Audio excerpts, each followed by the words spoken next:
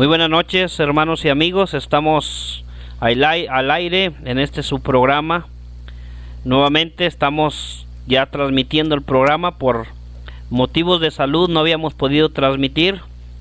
Ojalá que nuestros hermanos que se han conectado, algunos, para seguir la secuencia de este estudio de la carta a los Colosenses, estén conectados y puedan escuchar este programa, el estudio que llevamos a cabo por medio de su programa Sembradores del Rey. Desde Matehuala, San Luis Potosí, les saludamos. Esperamos que no haya problemas con el audio y que se pueda estar escuchando libremente sin ninguna interferencia. No habíamos podido transmitir debido a problemas de salud que habíamos tenido en las semanas anteriores, y pues la enfermedad se nos hizo presente en este año, así de que debido a ello no habíamos podido estar con ustedes nuevamente al aire en este programa. Así de que, bueno, pues ya estamos ahora.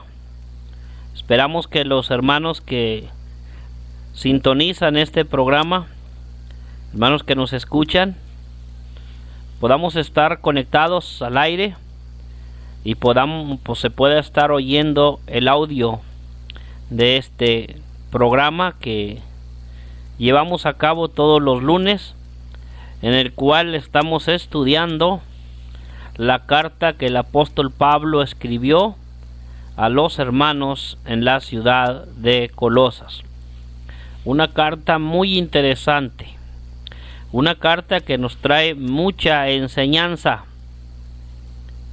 del cual es mucha doctrina y de la cual es la que nosotros debemos de estar alimentados en esta vida cristiana.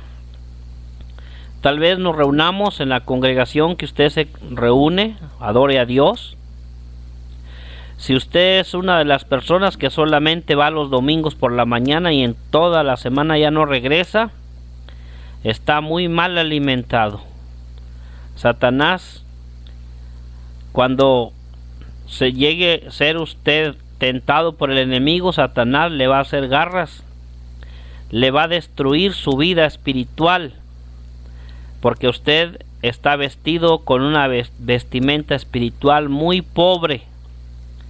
Así de que su armamento con el cual usted cuenta o el cual usted tiene no es el suficiente para enfrentar al enemigo. Alguien dirá, pero estamos en la salvación. No lo estamos negando, pero estamos dentro de Cristo, tampoco lo estamos negando. Pero lo que sí le podemos decir es que usted no está bien preparado. Necesita, como vamos a ver más adelante en la carta a los Colosenses, necesita usted empaparse de la palabra de nuestro Dios. Necesita que su vida esté llena del consejo divino de nuestro Dios, para que así usted pueda enfrentar al enemigo. El enemigo no le podrá hacer nada si usted está bien vestido de la palabra de Dios. Pero si usted no se viste con la palabra de nuestro Dios, pues no espere resultados buenos o agradables para usted en su vida espiritual. Así que, amados hermanos, si hay alguien quien está escuchando este programa o se graba el programa y queda ahí en lo que viene siendo todos los temas que nuestros hermanos han compartido, pues usted puede visitar esa página y escuchar allí el programa en el cual nosotros nos preparamos para poderlo transmitir. Vamos a hacer una oración y luego vamos a iniciar el estudio de esta noche. Eterno Padre, le damos las gracias por la vida y la salud que usted nos da. Gracias porque nos bendice día con día y bendice a muchos de nuestros hermanos como también a nosotros. Ahora en esta noche vamos a meditar en su palabra y la vamos a estudiar. Queremos pedirle para que usted sea con nosotros y que ilumine nuestra mente para que lo que digamos en esta noche no sea lo nuestro, sino sus palabras. Y que así quienes escucharán esta clase sean edificados y puedan sacar de ella lo que necesitan para aplicarla a su vida espiritual. Gracias porque nos permite poder transmitir esta clase y todo se lo pedimos por medio de Cristo Jesús. Amén. Bien, pues estamos iniciando ahí la carta a los Colosenses en el capítulo 1, en el verso número 3. Colosenses capítulo 1, versículo número 3 hasta el verso 8, donde el apóstol Pablo da gracias por los hermanos que están en la ciudad de Colosas. Así de que pues vamos a dar lectura a lo que nos dice esta hermosa carta y veremos muchas cosas, hermanos y amigos, que nos van a ayudar en nuestra vida espiritual. Dice así Colosenses 1:3: siempre orando por vosotros, damos gracias a Dios, Padre de nuestro Señor Jesucristo. Lo que nosotros vemos, hermanos, en este texto es que el apóstol Pablo, después de haber saludado a los hermanos que se encontraban en la iglesia de Colosas, después de saludarlos, Pablo ahora les está informando a estos hermanos por medio de esta carta que había sido llevada por el hermano Epafrodito. Pablo les informa que él había oído de ellos y que él estaba orando con acción de gracias por ellos por causa de la fe, el amor y la esperanza que ellos tenían. Qué bonita postura del apóstol Pablo. Escuchó de sus hermanos en Cristo y no le hizo como muchos. No le hizo como muchos que empezó a ver los defectos, sino todo lo contrario. El apóstol Pablo inmediatamente empezó a orar específicamente por los hermanos. Me gusta mucho cómo nos dice la Sagrada Escritura cuando habla acerca del apóstol Pablo, que era un hombre de acción de gracias, pero era un hombre de oración. Era un hombre que oraba específicamente por las necesidades de la iglesia.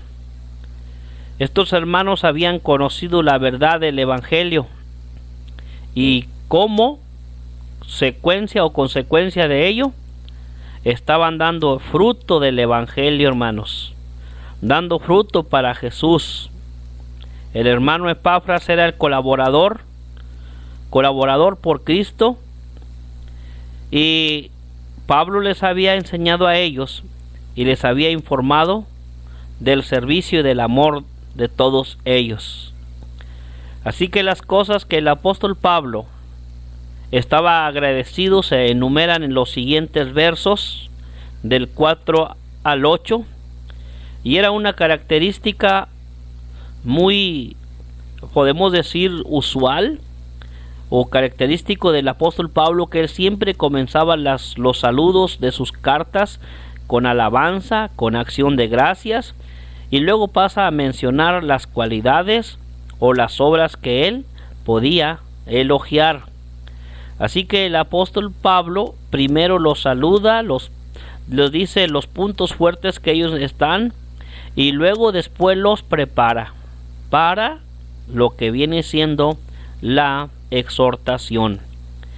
Dice el apóstol Pablo: siempre orando por ustedes damos gracias a Dios, Padre de nuestro Señor Jesucristo. Note la expresión damos gracias. Esa damos gracias, el pronombre nosotros, siempre damos gracias.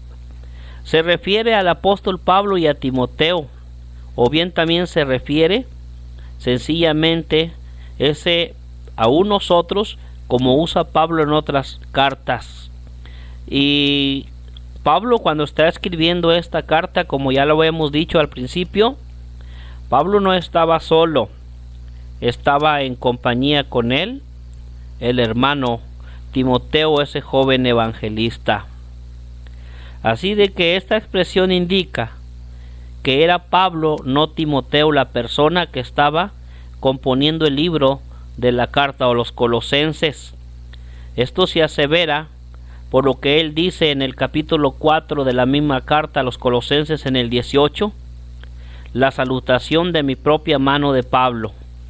Pablo les está enviando el saludo, y este saludo es por sus propias manos. Con esto damos a entender, y esto nos muestra, sin dudas equivocarnos, que él era el autor de esta carta. Pero también dice allí, en la siguiente frase, damos gracias. En la siguiente frase dice, el Padre de nuestro Señor Jesucristo. Pablo está usando esta palabra, Padre, para describir la relación de Jesús con Dios. En muchas ocasiones se refería a Dios como mi Padre. Cuando habló a María o María Magdalena acerca de subir al Padre, a Dios Cristo, él usó la expresión mi Padre y mi Dios en Juan 20:17.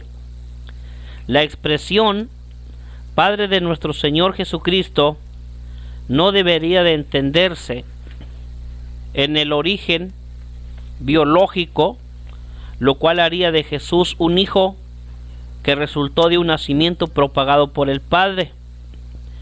El uso de Padre en esta carta por parte de Pablo refleja un pensamiento del Antiguo Testamento. Dios aseveró diciendo, y seré para vosotros por Padre, y vosotros me seréis hijos e hijas. Así de que lo que se refleja en las palabras Padre, Padre del Señor Jesucristo, es relación antes que origen.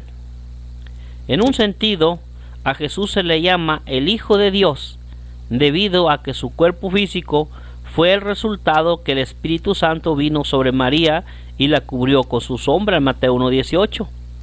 Y esto pues hizo posible el nacimiento físico. No obstante, lo que vemos es que él, hablando de el Hijo de Cristo, él existía antes de este nacimiento. Él estaba con el Padre en el principio, de acuerdo a Juan 1:1, cuando dice, en el principio era el Verbo, y el Verbo era con Dios, y el Verbo era Dios. Incluso en Juan 17:5, antes de que el mundo fuera creado, él ya era. Todas las cosas por él, todas las cosas fueron creadas por él, en Juan 1:3 y en Colosenses 1:16. La naturaleza eterna o divina y espiritual de Jesús no fue engendrada. Él ha existido eternamente, de acuerdo a Miqueas capítulo 5, versículo 2, que sus salidas son desde los días de la eternidad.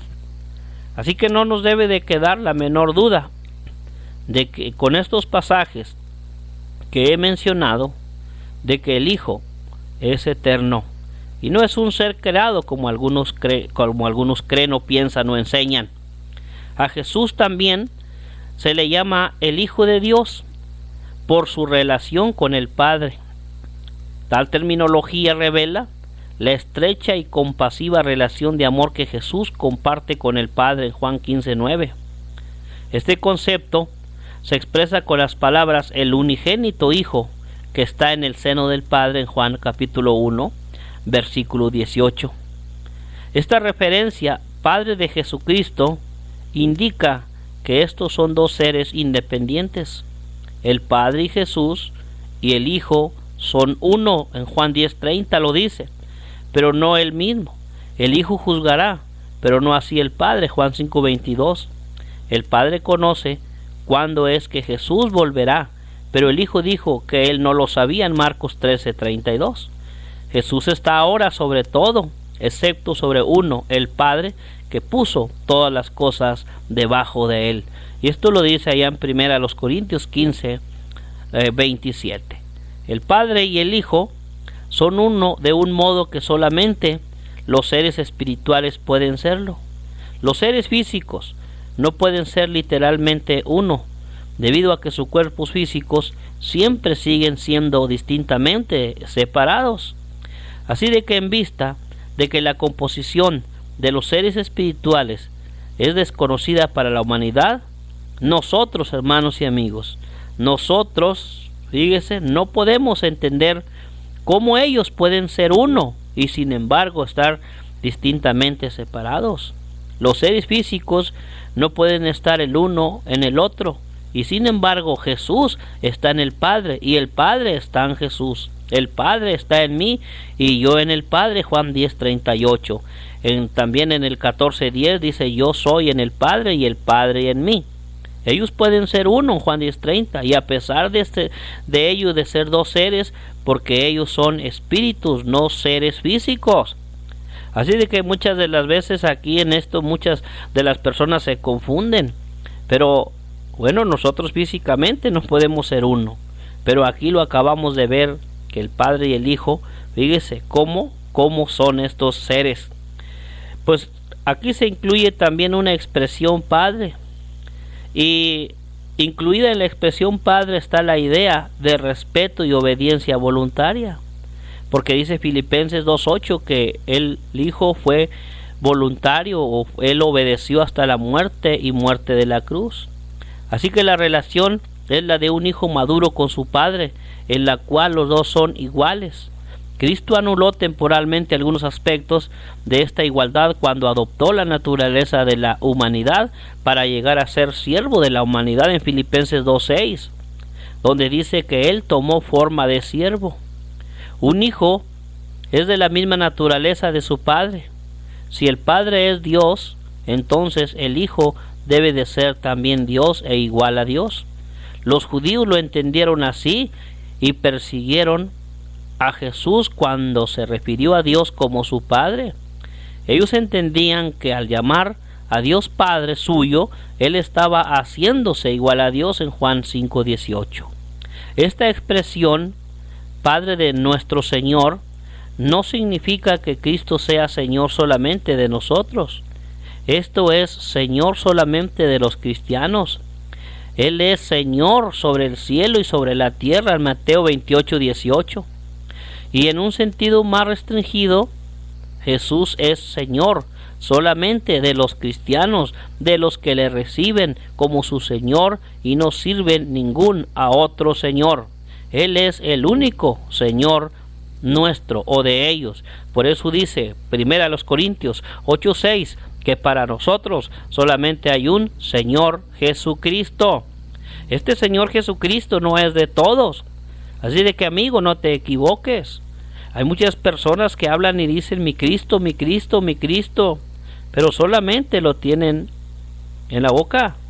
Así de que si no lo obedecen, no le obedecen, pues no lo pueden tener como su Cristo. Solamente lo van a tener en palabra, pero no lo tienen en su vida diaria. Así de que para poderlo tener, para poder entrar en Cristo y estar dentro de Él, hay que obedecer lo que dice la Sagrada Escritura. Él es el único Señor nuestro. En la práctica puede que esto no sea cierto, pero en cuanto a la intención de ellos, es la meta que persiguen. Los que no son seguidores no lo respetan como su Señor de ellos, ni lo reciben como Señor de sus vidas. Según ellos, quieren tenerlo como el Señor de su vida, pero no lo siguen, no lo respetan, así de que no es el Señor de sus vidas. La palabra Señor, que viene del griego curio, significa uno que es supremo, superior y soberano. Al rey Agripa se le llamó de este modo en Hechos 25:26. En algunos casos la palabra Señor puede sencillamente ser una expresión de respeto. Por ejemplo, se puede usar para hacer referencia a un amo sobre un siervo, como lo menciona Mateo 18:25. En el Nuevo Testamento la palabra Señor se usa frecuentemente para referirse a Dios el Padre, según Mateo 11:25, pero más a menudo también se usa para referirse a Jesús el Hijo, y lo encontramos en Juan capítulo 13, versículo 13-14, pero también en 1 Corintios capítulo 8, versículo número 6. Así que ahí en el capítulo 1, en el verso 3 también, en la carta a los Colosenses, Pablo dice, siempre orando por vosotros. Ahora vamos a hablar un poquito acerca de la oración. Pablo no solamente siguió orando, sino que también animó a otros a orar sin cesar. En 1 Tesalonicenses 5:17 lo menciona, dice, orad sin cesar. Orar sin cesar es un mandamiento, y Pablo está animando a otros, a los cristianos, a que continuemos en la oración, porque por medio de este uso de las expresiones siempre orando y sin cesar, Pablo no estaba dando a entender que se orara sin tregua o sin parar, en el sentido de jamás hacer una pausa. Lo que él estaba diciendo, él se estaba refiriendo a las oraciones diarias, o sea que no se deje de orar, siempre orando, siempre. Ya no vamos a entender esa expresión como siempre, continuamente orando, en el cual no vamos a poder hacer ninguna otra cosa, porque tenemos que estar siempre orando. Él se estaba refiriendo a que no dejáramos de orar continuamente.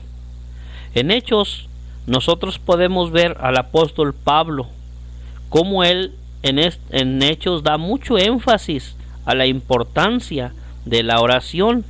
Por ejemplo, leemos que Pablo oró después de ver a Jesús en Hechos, en el capítulo 9 y en el versículo número 11. Dice la escritura, y el Señor le dijo, levántate y ve a la calle que se llama Derecha, y busca en casa de Judas a uno llamado Saulo de Tarso, porque he aquí él ora. Un hombre de oración. Pablo le daba mucha importancia a la oración. También Pablo oró antes de constituir ancianos. En el capítulo 14, versículo 23 del libro de los Hechos, ahí encontramos al apóstol Pablo orando. Y constituyeron ancianos en cada iglesia, y habiendo, ahí está, orado con ayunos, les encomendaron al Señor en quien habían creído. Nuevamente, otra vez Pablo, un hombre de oración. También cuando el apóstol Pablo estaba en la cárcel en Filipenses, él oró con hermanos. Fíjese, también oró, pero él oró también con hermanos antes de separarse de ellos. En Hechos capítulo 21 dice, verso 5, que puestos de rodillas oraron, pero también ellos se despidieron y lloraron. Pero lo que vemos es que Pablo da mucho énfasis, hermanos, a lo que es la oración. Pablo elevó oraciones cuando él estaba en el templo. En Hechos capítulo 22 y en el versículo número 17, Hechos 22, 17, dice la escritura así, y me aconteció vuelto a Jerusalén que orando en el templo me sobrevino un éxtasis. Orando allí en el templo. Pablo oró también antes de sanar al padre de Publio. En Hechos 28, él oró no solamente por los cristianos, sino también por los no cristianos. Y tenemos, hermanos, muchas citas. Tenemos muchas citas en cuanto al apóstol Pablo, hermanos, un hombre que fue bien dedicado a la oración, un hombre, hermanos, del cual dependía siempre de la oración. En Romanos, en el capítulo 1, en el verso 10, vamos a ver ese texto. Dice la Biblia: rogando que de alguna manera tenga al fin, por la voluntad de Dios, un próspero viaje para ir a vosotros. Ahí está, hermanos, el apóstol Pablo orando. Pablo iba a tener un viaje, iba a visitar los hermanos de ese lugar, y Pablo, hermanos, está orando. En el capítulo 10 de la misma carta de los Romanos, Romanos capítulo 10, otra vez aquí vamos a encontrar al apóstol Pablo orando. Dice: hermanos, ciertamente el anhelo de mi corazón y mi oración a Dios por Israel es para salvación. Otra vez el apóstol Pablo lo encontramos orando, no solamente por los cristianos, sino que está orando por el pueblo de Israel, por aquellos que aún todavía no habían sido rescatados. Así de que encontramos más textos, hermanos, de que el apóstol Pablo está orando. Segunda a los Corintios, capítulo 13, versículos 7 y 9, dice la Biblia ahí: y oramos, ahí está otra vez, y oramos a Dios que ninguna cosa mala hagáis, no para que nosotros aparezcamos aprobados, sino para que vosotros hagáis lo bueno, aunque nosotros seamos como reprobados. Verso 11: por lo demás, hermanos, tened gozo, perfeccionaos, consolaos, sed de un mismo sentir, y vivan en paz, y el Dios de paz y de amor estará con vosotros.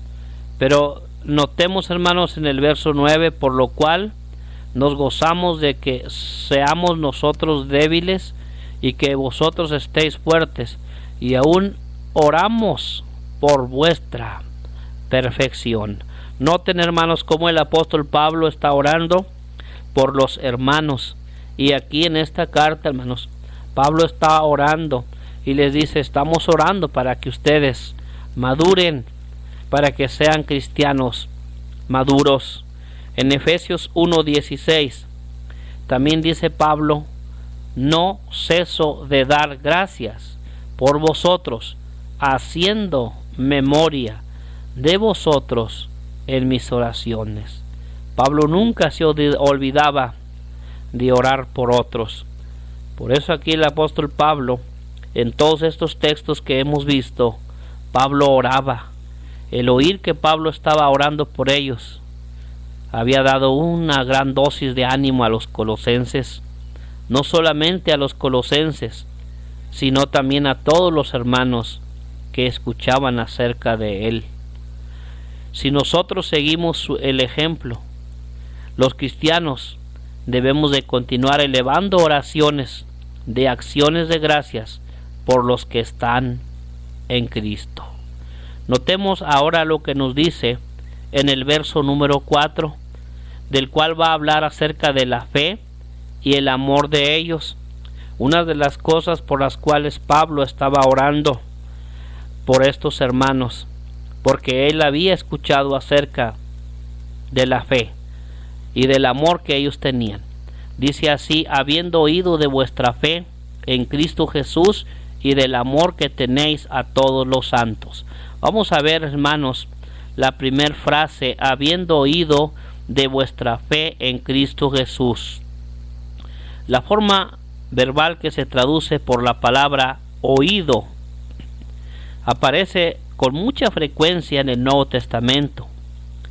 La frase oído es un participio aoristo en el griego y se subordina al verbo damos gracias del verso 3.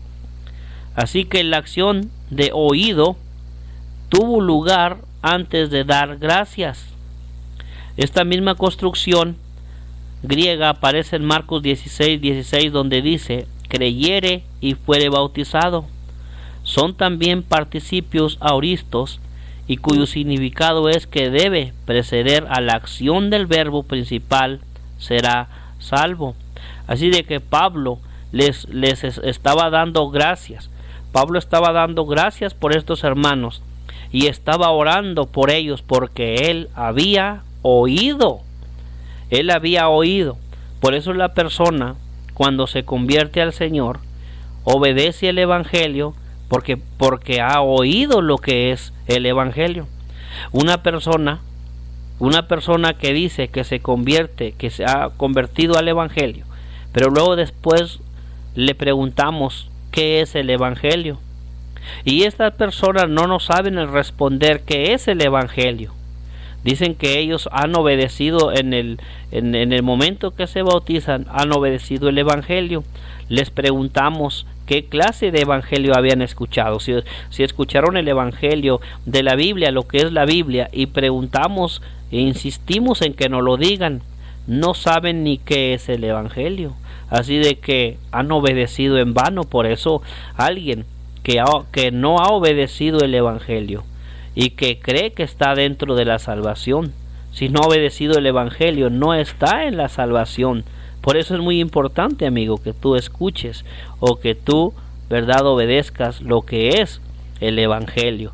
Así de que Pablo había oído y esto lo llevó a dar gracias por estos hermanos.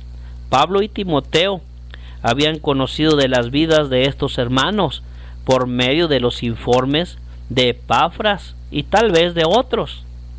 Los informes que Pablo recibía relacionados con varias iglesias, incluyendo la iglesia en Colosas, incluían varias cosas: buena conducta, mal comportamiento, problemas de congregaciones y falsas enseñanzas.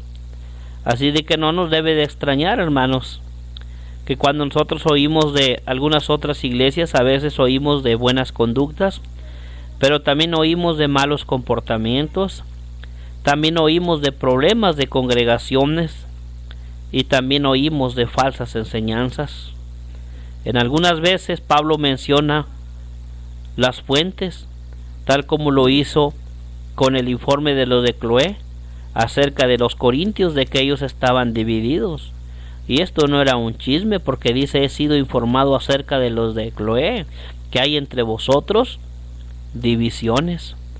Otras veces Pablo no mencionó, o sencillamente mencionaba que había recibido un informe, pero no mencionaba las fuentes, ¿sí? Como por ejemplo en 1 Corintios 5:1 dice: se oye que hay entre vosotros fornicación. Tal fornicación ni aún se nombra entre los gentiles. Entonces ahí Pablo no mencionó la fuente, no mencionó quién le dijo, solamente dice se oye, pero él fue informado de ese problema que había. El apóstol Pablo comúnmente respondía a informes provenientes de las iglesias. En Filipenses, el apóstol Pablo mencionó a dos hermanas, a Evodia y a Síntique, que no se estaban llevando bien, un problema que necesitaba ser corregido en Filipenses 4:2. También Himeneo y Fileto, con quienes habían que tener cuidado, son mencionados allá en 2 Timoteo 2:16. Demas, que había abandonado a Pablo, también es mencionado en 2 Timoteo 4:10.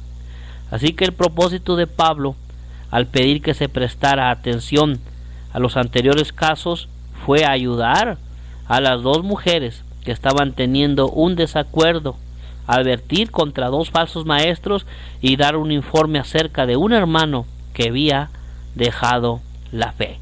¿Sí? Por eso el apóstol Pablo, cuando escribe esto, ese es el fin, o esa es la meta. Santiago escribió que nosotros no hemos de murmurar los unos de los otros, 4:11, ni quejarnos unos con otros, 5:9. Así que hacemos una pregunta: ¿constituyen chisme los informes relacionados con el proceder erróneo en la vida de cristianos y de iglesias? El chisme, esto es, el meterse en los asuntos de otros sin un buen propósito, está en la misma lista y recibe la misma censura de otras malas prácticas. Esta manera de hablar de las personas es diferente de confiar a otros o de analizar con otros un problema con el fin de buscarle solución. Aquí no se trata, hermanos, de un chisme de estos, que chismearon que Demas. No era ningún chisme. Aquí están recibiendo estos hermanos este informe, pero lo están recibiendo con el fin de darle una solución a este problema. El informe que el apóstol Pablo había recibido con relación o con los hermanos y hermanas de Colosenses era bueno. Otros estaban hablando acerca de la fe de ellos, una fe que los hacía miembros fieles de la iglesia. Eran como los que describe Jesús en Mateo 5:14. Una ciudad asentada sobre un monte no se puede esconder, porque la meta de todos los cristianos debe de ser vivir de modo que otros oigan y sean animados por su fe, porque no se puede esconder una ciudad sobre una montaña. Así de que nosotros no podemos esconder nuestro cristianismo. Nuestro cristianismo es visto por toda la humanidad. En los versículos 4 y 5, Pablo incluye una triada favorita. Y esta triada favorita, las tres triadas de Pablo son la fe, el amor y la esperanza.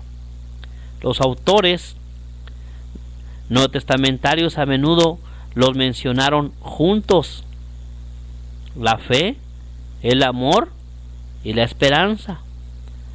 Lightfoot resumió la inclusión de que hizo Pablo de estas tres palabras de la siguiente manera. Dice este comentarista: estamos llenos de agradecimiento por las noticias de la fe que vosotros tenéis en Cristo Jesús y por el amor que vosotros mostráis a todo el pueblo de Dios, a la vez porque tenéis la mirada puesta en la esperanza que está guardada para vosotros en el cielo como tesoro para la vida venidera. Los comentaristas parecen ver un problema con el significado de esta expresión fe en Cristo Jesús en este contexto.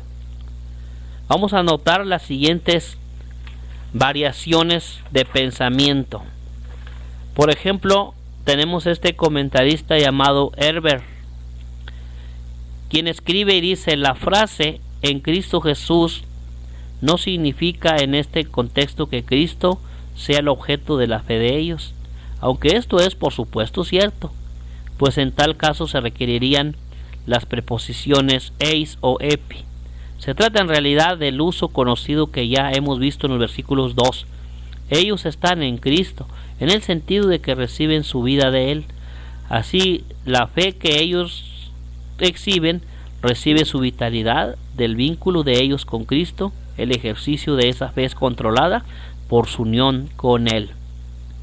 Lightfoot dice que está de acuerdo con la anterior conclusión. Dice: la preposición aquí y el pasaje paralelo de Efesios 1:15 denota la esfera dentro de la cual se mueve la fe, antes que el objeto a la cual está dirigida, porque si hubiera sido el objeto lo que se dio a entender, la preposición lógica habría sido epi o eis.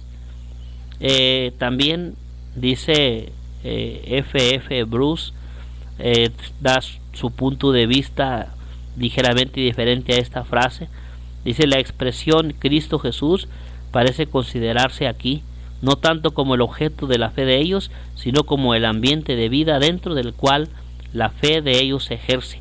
Esto es la fe de la cual el apóstol habla, es la fe que ellos tienen como hombres y mujeres que están en Cristo Jesús. Robertson también añadió otra dimensión al aseverar. Dice: la fe de ellos se movía dentro de la esfera de Cristo Jesús. Es más que fidelidad, es la confianza interna en Cristo. Así que, en resumen, hermanos, la expresión en Cristo Jesús era usada normalmente por Pablo para describir la relación que los cristianos tienen con Jesús. La frase Esta frase sugiere la estrecha comunión de ellos con Él y las bendiciones que Él provee. En este pasaje puede que Pablo no haya dado a entender la fe que ellos pusieron en Cristo. Él no usó el genitivo reflexivo que significa fe en Cristo, como si lo usó en otros pasajes. De conformidad con esta redacción, la fe mencionada sería fe puesta en Cristo como el objeto de ella. Y en lugar de esta fe, lo que él dio a entender es que los colosenses que estaban en Cristo estaban ejerciendo su fe.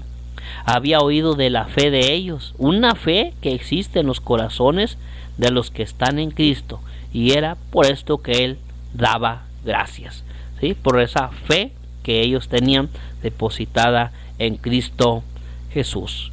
Por último, ya para concluir, porque se ha ido el tiempo, vamos a quedarnos ahí con la frase: el amor que tenéis a todos los santos.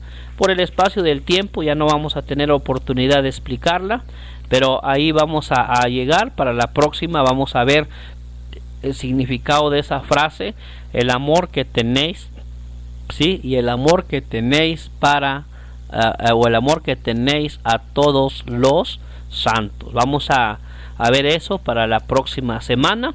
Pues gracias por su atención, Dios les guarde, Dios les bendiga. Esperamos que si no estuvimos al aire por algún problema en esta noche con esta clase de Colosenses, pues va a quedar grabado y usted puede sintonizarla, puede escuchar y así aprender de este mensaje, de esta clase que se ha transmitido en esta noche. Y pues el espacio del tiempo pues ya se nos ha terminado. Quedan aún cerca de 10 minutos, pero si hay algún hermano que transmite, pues vamos a dejarle el espacio para que pueda acomodarse y pueda entrar libremente, porque así me pasó a mí, no me podía conectar hasta dentro de unos 10 minutos. Muchas gracias por su atención, que Dios les guarde y que Dios les bendiga.